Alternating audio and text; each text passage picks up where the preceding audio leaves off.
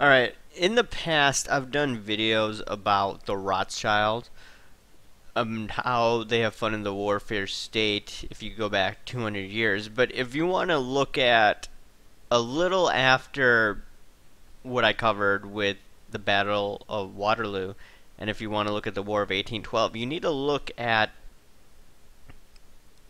50 years after that. So there are a lot of conspiracy theories on this matter. Some people say it's crackpot conspiracy theory. So I wanted to look at it myself and prove whether some of these theories are really crackpot or whether they're conspiracy facts. So right now I'm looking at some old books that no one probably has heard of, but this is at archive.org. I'm over here and I'm looking at the book Pierpont, Morgan, and Friends, right? A book written back in the day. So you could probably find these books on archive.org. Anyways, I'm on, let's see, page 16 of this book. Alright, let's just read a few paragraphs and try to deduce what's going on here. During these developments, Pierpont Morgan took no direct part in the salvage effort. Up to this point, it looked as if the aging financier, he would be 58 in 2 months, would be merely one among many in this and whatever subsequent bond arrangements would be necessary. It seemed as though he would move on into old age with little more to round out his obituary than his awkward attempt to profiteer on the sale of rifles at the start of the Civil War, his minor shorting of the Union in gold trading toward the close, and a bold but largely unsuccessful move in the late 1880s to impose an Eastern capitalist ceasefire on the country's warring railroads. But there were major steps being taken even now to bring him out of the financial backwaters, and they were not being taken by Pierpont Morgan himself. The first suggestion of his name for a role in the recharging of the reserve originated with the London branch of the House of Rothschild, Belmont's employers.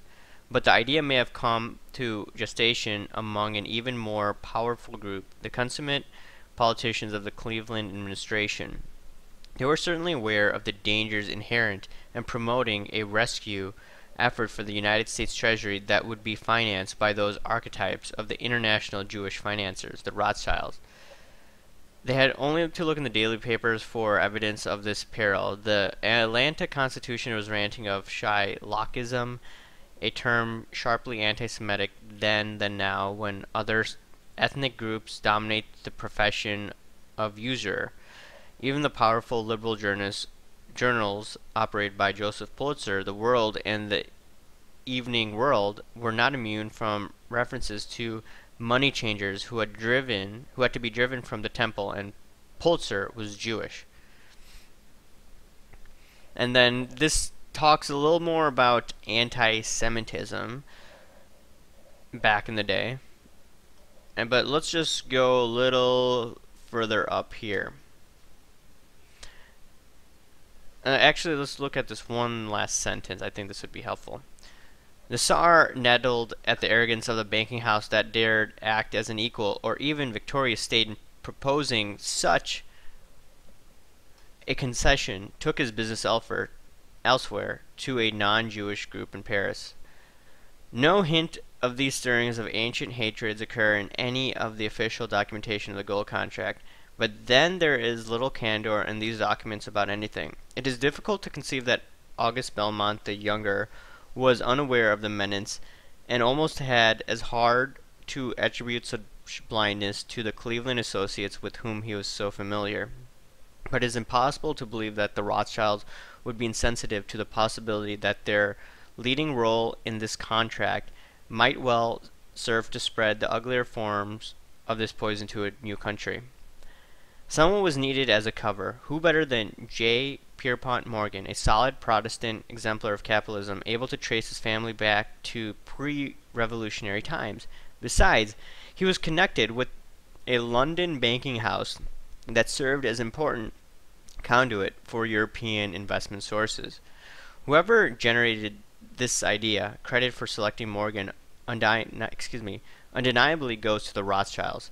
The first mention of his name in connection with the reserve operation was made by their banking house as detailed as in a cable Pierpont Morgan received at his office at 23 Wall Street on Thursday morning, January 31st, the day after Curtis's arrival. It came from his brother-in-law, Walter Burns, who was in charge of the London office, and read, N.M. Rothschild and Sons have sent for us, asked us if we would act with them Europe regarding U.S. government securities. A. Belmont Company, New York, have called them. Assistant Secretary of Treasury coming see him today to offer 4% bond. We replied, we will be most happy act in concert with them provided you, A. Belmont and Company, acted together, U.S. And then if you want to go further down, N.M. Rothschild and Sons, Cable, A. Belmont and Company, New York, see you almost that our opinion is jointly that public will not take any loan, not specifically gold bonds, at any price satisfactory to the U.S. government. Alright, so over here you could see that the Morgans and the Rothschild had this relationship, you could say clandestine relationship, which many of the conspiracy theorists talk about. I first thought that this was really, really crazy, but here were talks underway between powerful banking institution, the Rothschilds, the British side, and Morgan, right, in the United States. So this is where one source says that, hey, this is where it began, but you could look at other parts and see this relationship and see that it probably had some roots before this. Alright, I'm looking at now Morgan the Magnificent, the life of J. Pierpont Morgan. And I'm on page, oh man, it just disappeared on me. Let me go back to it. Alright, here I am again. Okay, so we can start over here. The crisis became acute in August with the failure for $5 million of the apparently impregnable Ohio Life and Trust Company.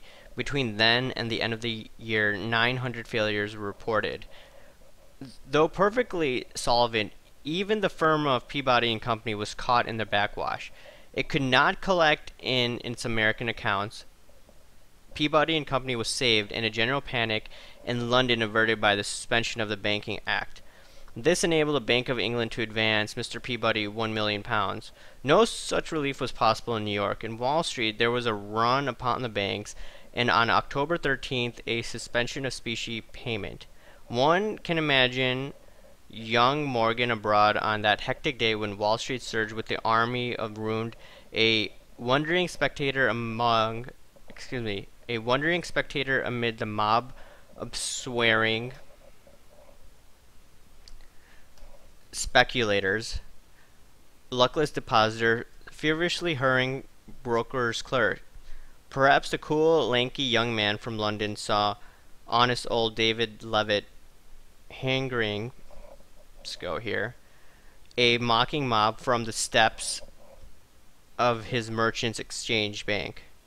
Perhaps he had pointed out to him the lean, slinking figure of Daniel Drew, that pious bear raider who profited by others' misfortunes. This time was not far distant when Morgan was to come into collision with this unconscionable scoundrel. The panic of 1857 was Morgan's institution into tragic possibilities of a financial hurricane. Its lessons were not lost upon him. So if you look at this source over here, it talks about the panic of 1857. And another thing to note is that Morgan and Peabody, they had a tight relationship, later merged, and long story short, Peabody was bailed out, same with Morgan as well.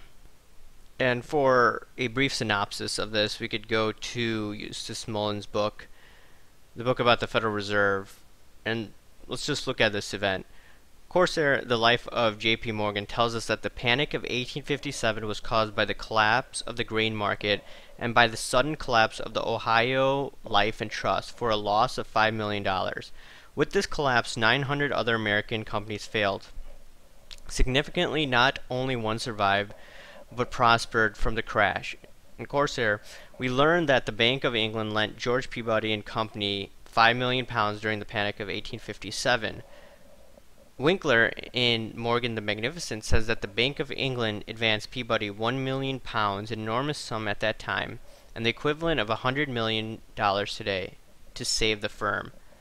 However, no other firm received such beneficence during the panic. The reason is revealed by Matthew Josephine, the robber barons. He says on page 60, for such qualities of conservatism and purity, George Peabody and Company, the old tree out of which the House of Morgan grew, was famous. In the panic of 1857, when depreciated securities had been thrown on the market by distressed investors in America, Peabody and the elder Morgan, being in possession of cash, had purchased such bonds as possessed real value freely, and then resold them at a large advance when sanity was restored. Thus, from a number of biographies of Morgan, the story can be pieced together. After the panic had been engineered, one firm came into the market with £1 million in cash, purchased securities from distressed investors at panic prices, and later resold them at enormous profit. That firm was the Morgan firm, and behind it was a clever maneuvering of Baron Nathan Mayer Rothschild. The association remained secret for most knowledgeable financial minds in London and New York, although Morgan occasionally appeared as a financial agent in a Rothschild operation. So there's a lot of evidence here that there's great relationship between the Rothschild back in the day and the Morgans. And you want to look at what's really messed up? We could go to JP Morgan's website as well. Alright, so I'm at JP Morgan's website right now. Some of the history about it. And they fund World War I. Let's look at this. Jack Morgan was 45 when his father died, and he continued the financial and philanthropic activities that marked J. Pierpont Morgan's life. Under his leadership, JP and Morgan played an important role in World War I, arranging a $500 million Anglo-French loan that was at the time the largest foreign loan in Wall Street history. So here's JP Morgan's website admitting that played a monumental role in World War I. Okay, let's look at another aspect. Alright, I'm looking at this one book, the Home Front Encyclopedia, United States, Britain, Canada. So fast forward to 50 some years later. When World War I broke out in Europe, J.P. Morgan actively supported Great Britain despite the official U.S. position of neutrality. In early 1915, Morgan became the purchasing agent for Great Britain and France. Between early 1915 and the U.S. entry into war in April 1917, J.P. Morgan and Company purchased $3 billion in war supplies for Britain and France, receiving in return a commission of 1%.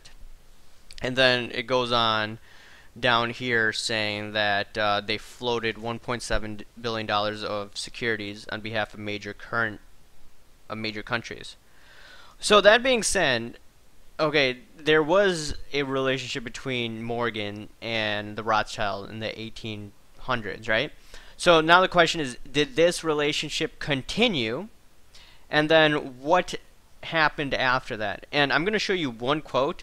I can't trace it back to an online source. I've seen it in some books. They said it traces back to the New York Times. But here, I'll end it with this.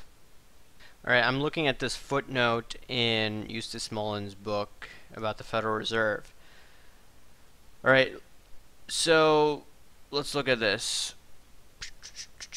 New York Times, April 1st, 1915, reported in 1914, Rothschild went to court to suppress Bala's book on the grounds that the Waterloo story about his grandfather was untrue and libelous. And then it goes on.